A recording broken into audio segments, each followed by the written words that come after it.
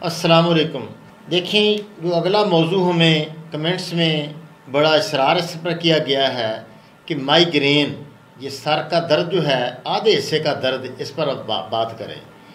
दर्द सर के मौजू पर जो वीडियो है हमारी, वो बेहतरीन इसका उसमें हमने इलाज बताया है। शुरू वाली वीडियो जो है हमारी, दूसरी तीसरी गार्डन वीडियो है दर्द सर, तो उसमें हमने ये चीज़ें बताई थी। चलो अलहदा बता देते हैं। देखो, माइग्रेन जो है ये सुबह के वक्त सर के दर्द को कहते हैं दर्द शकीका। तो हमेशा ये बाएं सर के बाएं हिस्से में होता है और गर्मी की अलामत है।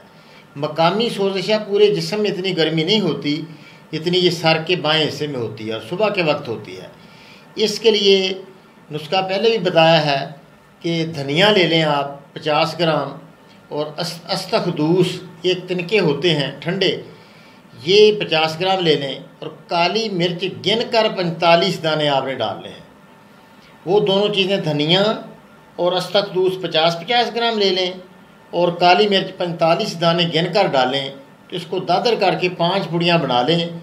एक पुड़ी रात को गिलास भर पानी में आप डुबो दें, उसको भगो के रख दें। सुबह मल के, छान के, पुन के, सूरज निकलने से पहले इंशाल्लाह पी लें।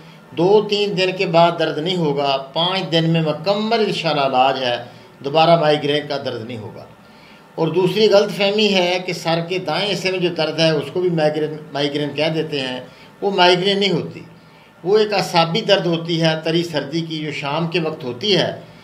उसमें लौंग, दारचीनी और जलवतरी 3 चीज़ें ले लें। 500 मिलीग्राम कैप्सूल।